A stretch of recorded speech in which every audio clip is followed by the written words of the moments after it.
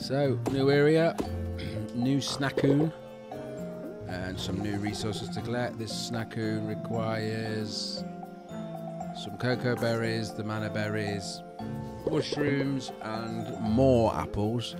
Most of that's easy to get. The cocoa bean things, they're the more complicated of the 4 items, but not impossible. Up here, this area is just an area for the leafies, little mobs that you can get. You can also collect the leaves off them and make an armor set with them. It's a little bit better than the copper armor. That's it. And I'm rushing towards iron, so I'm not too bothered or fussed about it. If I do get enough, I will of course make it, because it does improve. The stats, I believe, are the same. Or very close, but the big difference is the attack. It gives a more attack for the leaf armor. So currently collecting again new items, spell books there, small mana tome, and a small money bag. The money bag gives a random amount of gold, obviously. The mana tome gives a random amount of mana, but you can actually sell them for quite a lot of gold, so that's usually what I do.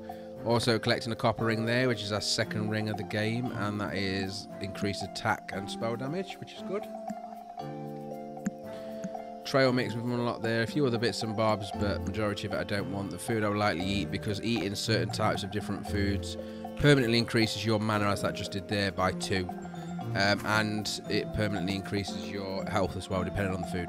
So it's always a good idea to try and eat a bigger variety. Eating too many of the same food won't do that much for you, because the more you eat, the less it does. So a variety of food is certainly the way to move forward in this game to get high stats on both health and mana. Another tome there, more leafies, and this is just a little bit of a rinse and repeat. Lots of mobs, lots of goods to collect, and it takes us through. So I'll just whip through here and clear out what we've got and see what resources we're left with at the end.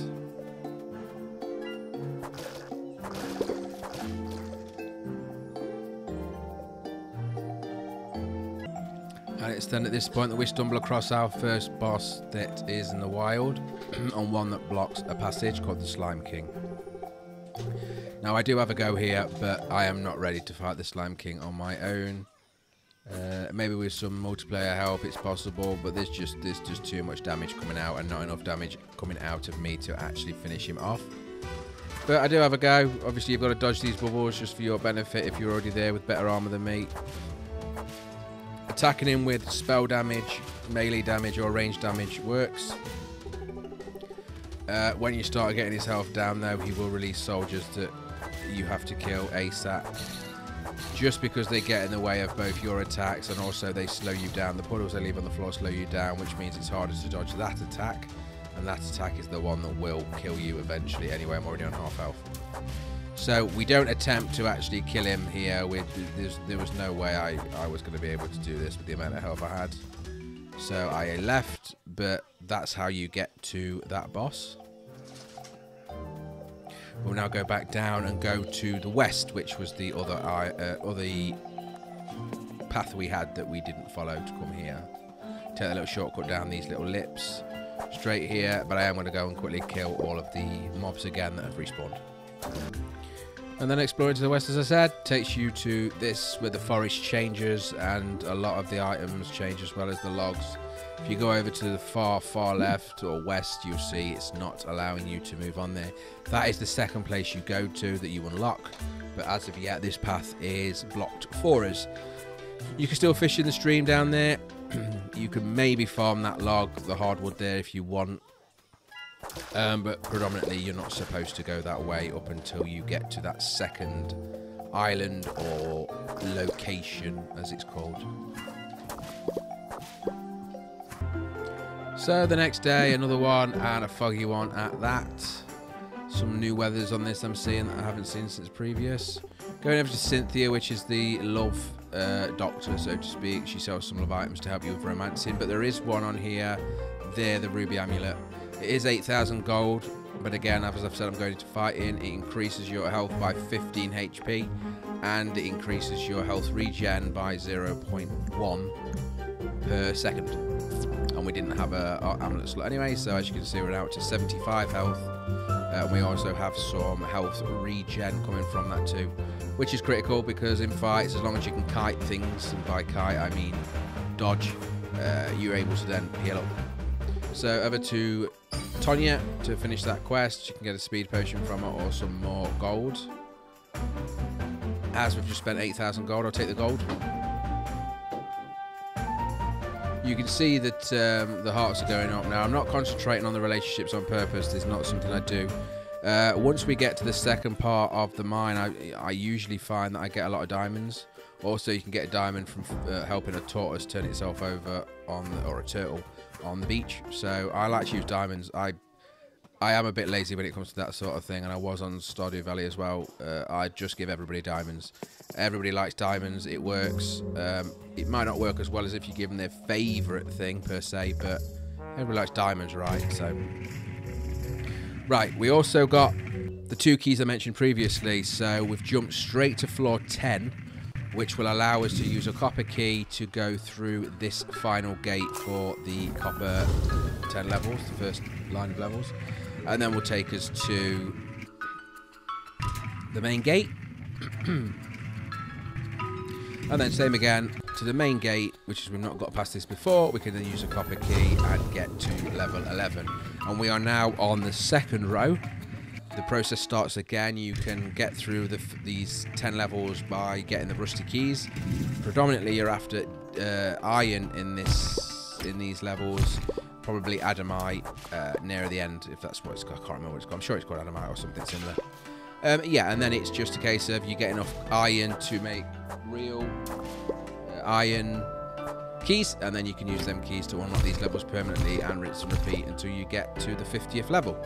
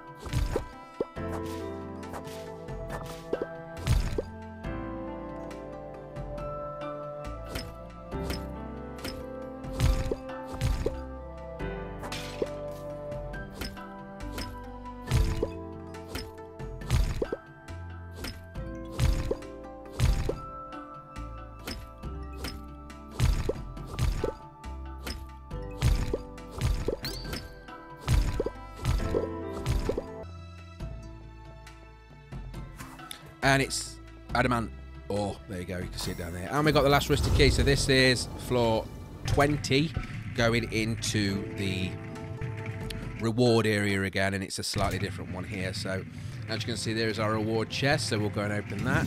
But instead of a gate where you need a key, you in fact need an ore muncher that needs feeding, and he needs rubies, iron, copper and stone. So a lot of that we might be able to provide now, actually.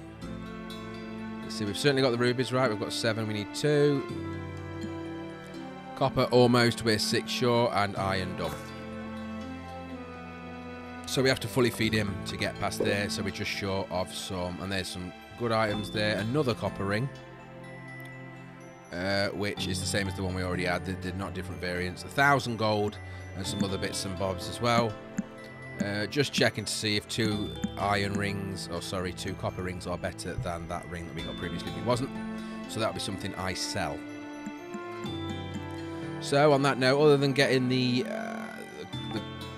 copper to unlock the ore muncher, and of course we need 10 iron keys to get there without having to go through each floor one by one. We can now leave the mine and go back home. It's nearly night time anyway, and see where we're at. Hopefully I already watered the crops, but if not, we'll need to do that. So no, there is no crops to process, but there is a lot of ores. So there's 16 iron we're making, a couple of gold, 6 adamant, and I don't think there's anything else. Well, there's a bit of copper there as well. I probably should have saved that for the copper ore, but it doesn't matter. Copper ore is not difficult to get at this stage. Whether we go through the first 10 or even the second 10 floors, we will get a decent amount of copper. Now, you find that once you've got the actual items, like the pickaxe mainly, and the armor, you get more nodes, which is typical, but I suppose it makes more sense because it wouldn't want to give you everything in one go right at the beginning, right? So this pink chest is my collectibles chest. I'm not 100% sure what I need and what I don't need, because this is like the third time, I think, second or third time I've played it properly. So I'm guessing at the things that make the most realistic sense to what I require, and then I chuck them in the pink chest. Anything else goes in the brown chest, which is just my storage for now, and then what can be sold will be sold.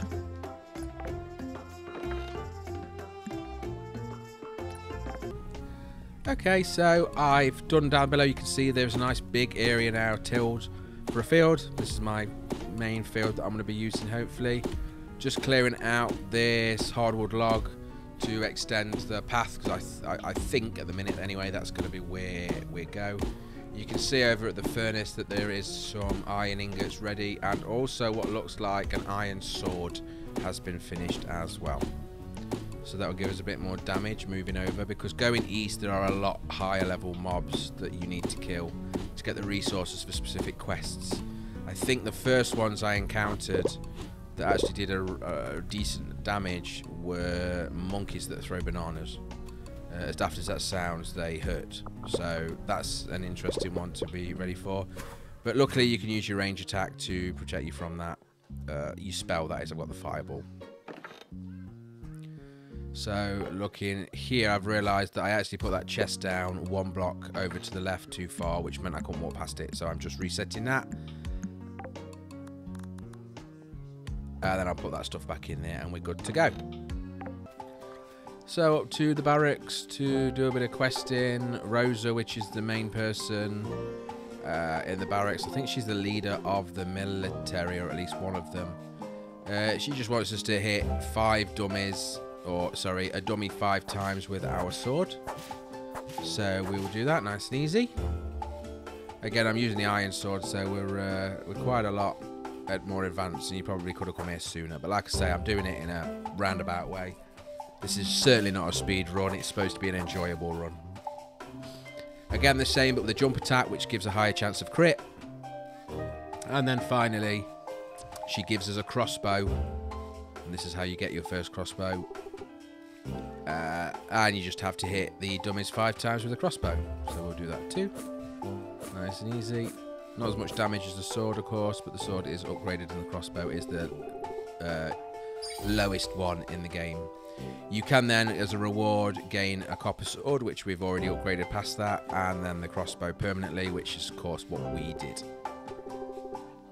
Then to complete the quest, and you've basically unlocked that first stage of working with Rosa and what will be Nathaniel, which is one of her lieutenants or commanders or something along the lines, but basically military level. You get the combat tome, or tome, however you want to pronounce that. Using that with right click will give you instantly 1 level regardless of the XP you need. So that's always nice to have. That's boosted us to 26. We're now looking at, I'm just making sure I've got my sword damage capped. Once that's done, likely I'll go straight over to doing the crossbow damage. Maybe the spell damage, it depends, but I haven't decided yet. You can see that you can actually buy better bows now. 5,000 for the heavy crossbow and 20,000 for the mithril.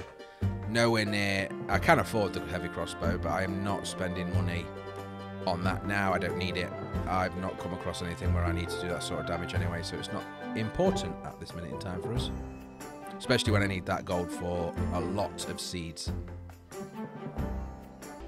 So here we go at the shop looking for some seeds. I've got 8,288 gold. Let's see how quick I can make that disappear. Of course, each season, you get specific seeds that can grow in that season. It's always a good idea, for me anyway, because I've got no easy way of knowing what's what, to buy one seed of kind of everything, and then you buy multiple of the ones you actually want to grow. And as it stands, we want to grow corn, or I wanted to grow corn, so we've now got 48 gold. So we spent 8,240 gold, right? I think. Yeah, we spent a lot of gold on sweet corn, or just corn. We need to get all that planted, which, if I'm not mistaken, actually I need more than this. I don't think we filled the field, I can't remember. But one thing's for certain, that is a lot of planting, which is easy to do. Problematically, it's also a lot of watering, which isn't so easy to do. So we're going to have to water each one of these each day, and I think it takes, can't remember what he said now, is it 7 or 9 days to grow them? And then we had some spare seeds anyway. Oh no, there were extra seeds, sorry, that just didn't stack. So it was 103, it looks like, we bought. And again, more gold. We will need that in the future, but at the minute the gold's a bit useless to us. But you use that for end game stuff, or certainly special items that you unlock as you progress. Got to get that watered though, so we need to water 103 tiles as well, which is terrifying. I've no idea what the tinfoil is for. I could probably look it up, but I'm too lazy. So if you do know, put it in the comments, but I don't at this point. So here we go, let's get it watered. Lots of fun.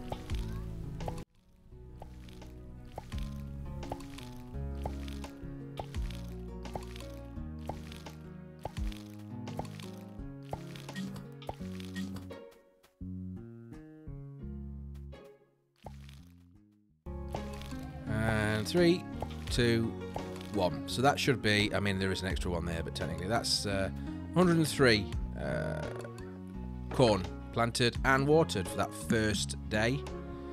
Random tile there, you can see brick tile popped up. I don't know why. I might have done it by accident, I don't know, but I didn't see myself do it. So, and then as soon as them last 3 crops there are grown in mind, we'll get the path across there as well, so it looks a bit more interesting. I could increase the field dramatically to make it even larger, but as you've seen, we had 8,500 gold. I spent it all, and we haven't even filled this rectangle, so likely we'll need sort of 20,000 gold to plant the size of rectangle I want, which goes right down to where that bottom right rock is. That'll be a nice big field, but I need a better option for watering. The rain spell that you get later on is probably the best way forward if sprinklers aren't an option. So where we are at the museum with some of our goodies, 8 o'clock at night, so just before we go to bed.